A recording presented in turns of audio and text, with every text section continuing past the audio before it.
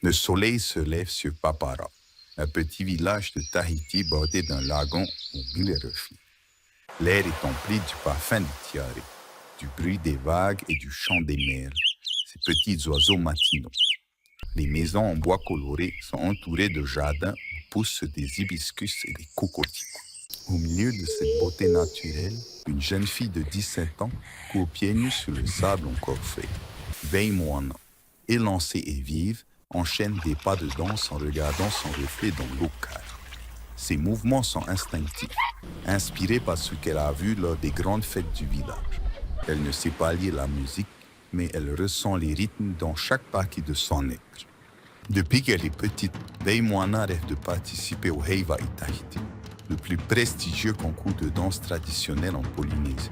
Chaque année, elle se glisse dans les gradins de Toata pour admirer les danseurs, émerveillés par la puissance de leurs mouvements, la grâce de leurs gestes, la force du mana qui semble les habiter.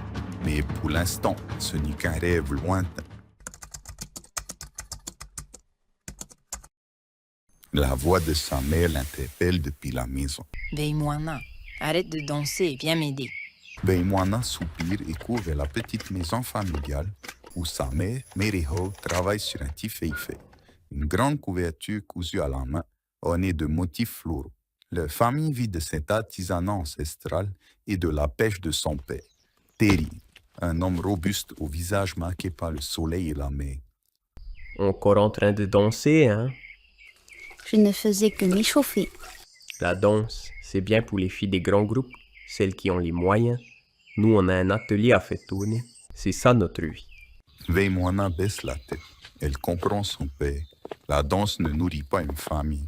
Mais comment ignorer cet appel qu'elle ressent dans son cœur?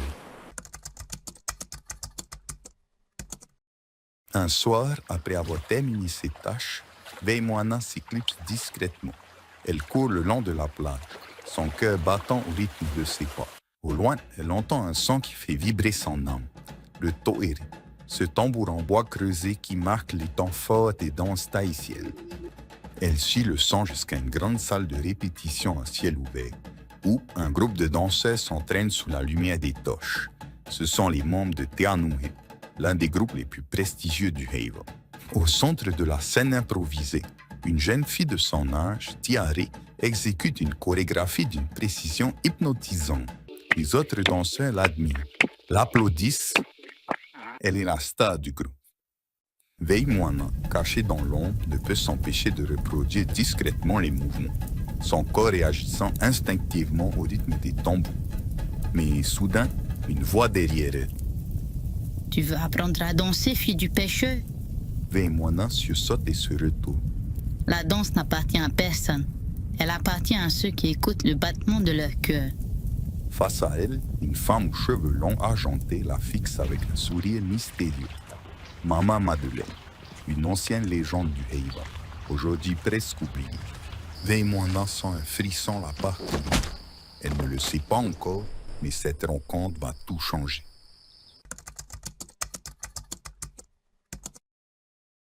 La nuit est tombée sur Papara, mais dans une clairière entourée de cocotiers, un feu éclaire une petite scène de sable. Veimoana se tient face à Maman Madeleine, le cœur battant à la fois d'excitation et d'appréhension. Si tu veux vraiment danser, il faut apprendre à écouter avant de bouger.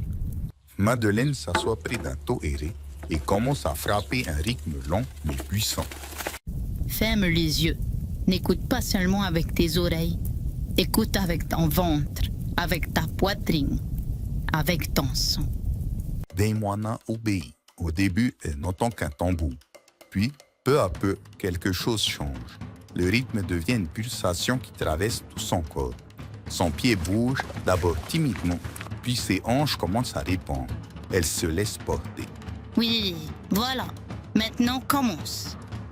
Veimoana danse, d'abord hésitant, puis plus fluide. Ses bras dessinent des vagues dans l'air, ses pieds effleurent le sol avec légèreté. Mais dès qu'elle réfléchit, son mouvement se bloque. Tu penses trop. La danse n'est pas une équation, c'est un langage. La nuit passe et Veimoana dans son corps et encore sous les yeux attentifs de Madeleine.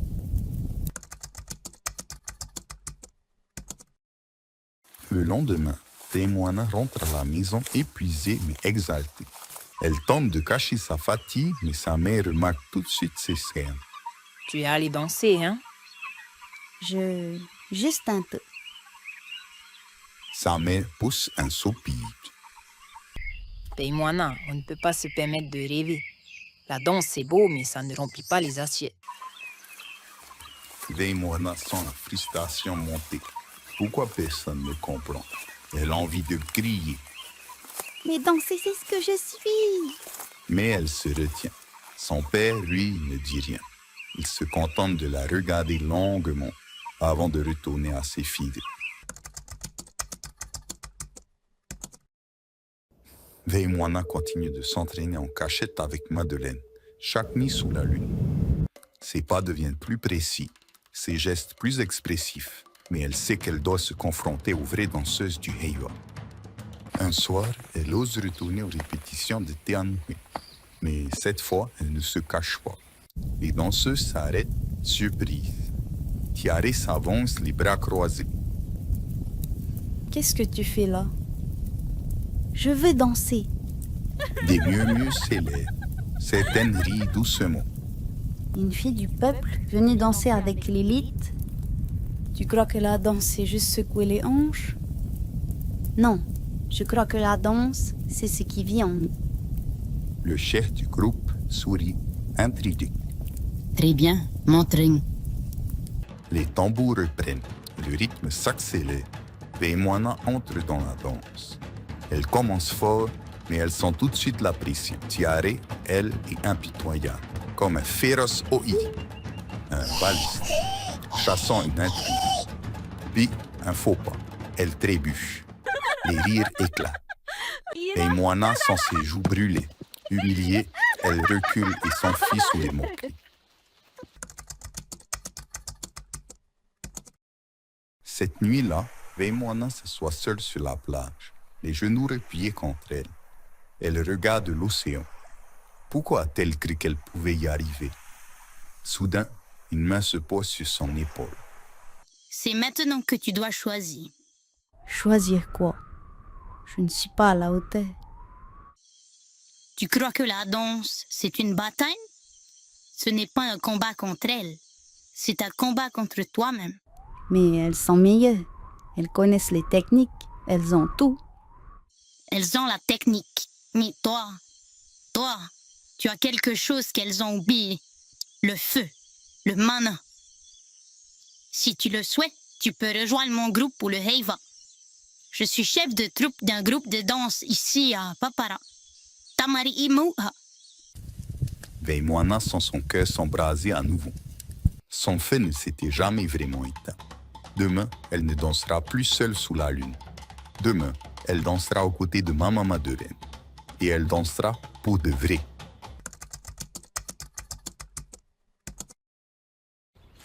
Le lendemain de sa chute, Veimoana revient à son spot d'entraînement. Le pas lourd mais déterminé. Le feu est allumé, les tambours posés au sol et Maman Madeleine l'attend déjà. Mais ce soir, il y a quelqu'un d'autre. Une jeune fille, fine et vive, répète silencieusement des mouvements à l'écart, concentrée, les yeux fermés. Elle est rapide, précise mais effacée. Elle ne prend pas de place. Elle n'ose pas encore briller. Veimoana la remarque pour la première fois. Elle est là depuis longtemps? Maman Madeleine hoche la tête. Depuis plusieurs mois, elle s'appelle Tehani. Elle écoute, elle apprend, elle donne tout. Mais elle ne me parle pas beaucoup. Pas encore. Veimoana l'observe intriguée. Il y a quelque chose de familier dans ses gestes. Quelque chose de vrai. L'entraînement est terminé. Veimoana s'assoit, essoufflée, les jambes douloureuses. Tehani est là, pas loin en train de ranger ses affaires. Veimoana s'approche doucement. T'étais là hier soir? Oui, tu dansais comme si tu voulais que le sol t'entende. J'en avais besoin.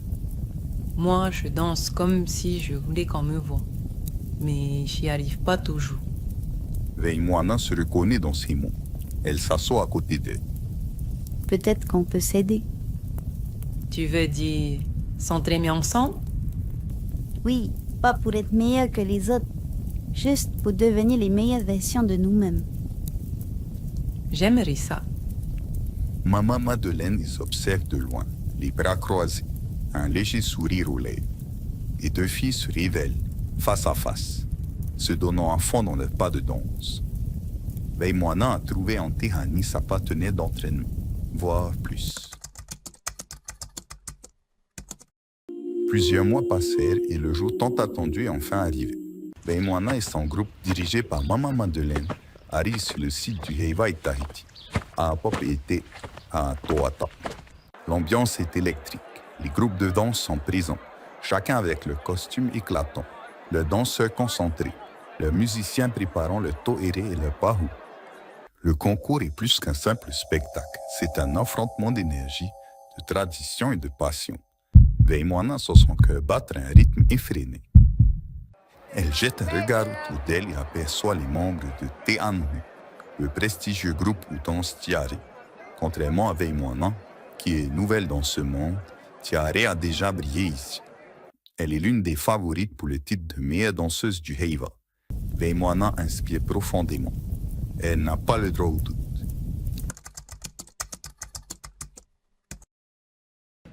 Le premier groupe à entrer en scène était celui de Te Anhui, mené par Tiare. Les danseuses prenaient place avec une assurance presque arrogante. Les percussions s'emballèrent et la chorégraphie de groupe commença, puissante, précise et impressionnante. Puis vint le moment du solo, et sans surprise, ce fut Tiare qui s'avança. Son corps semblait fait pour cette scène. Ses gestes rapides et maîtrisés captaient l'attention entière de la foule. Elle souriait en dansant, consciente de l'effet qu'elle produisait. À la fin de son passage, Tiare regagna les coulisses d'un pas fier. Sur le chemin, elle passa devant Veimoana et s'arrêta un bref instant. Son regard était vif. Essaye-moi de ne pas tomber quand ton tour viendra. Lança-t-elle avec un sourire en coin. Veimoana serra les mâchoires mais ne répondit pas. Elle inspira profondément, recentrant son esprit. Puis le groupe de Maman Madeleine est appelé sur scène. Veuillez accueillir sur scène Tamari'i Mo'a. Les tambours commencent. Le premier tableau est un aparima. Une danse où les mains racontent une histoire. Veimoana, concentrée, exécute chaque geste avec grâce et précision.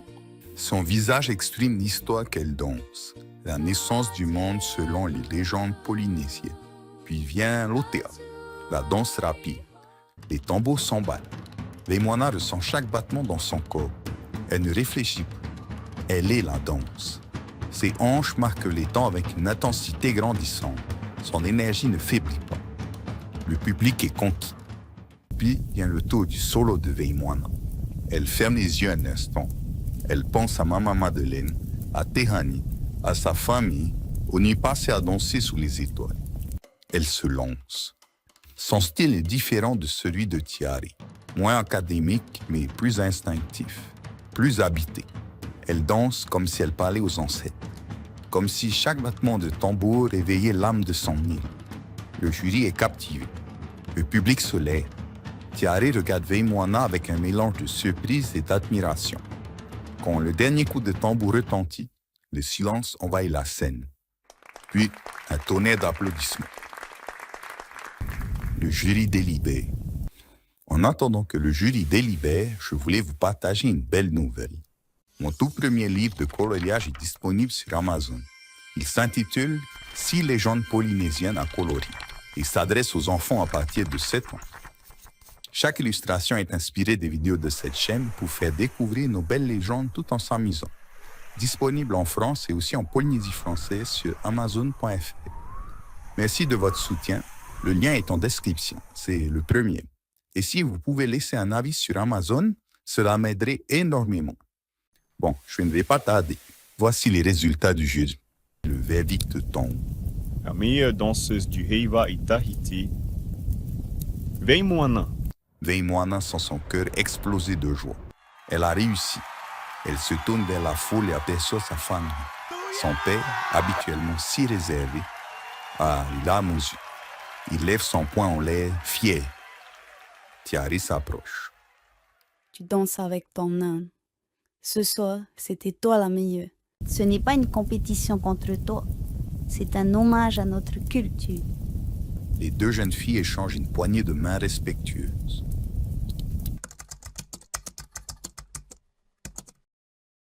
Quelques mois plus tard, Beimwana est invité à danser à Hawaï, au Japon, en Nouvelle-Zélande. Et à chaque retour, au lever du jour, on la retrouve sur la plage de Papara, dansant pieds nus sur le sable, laissant les tambours invisibles résonner en elle. Car elle sait désormais que la danse tahitienne n'est pas qu'un simple spectacle. C'est une histoire vivante. Et elle en est devenue la voix.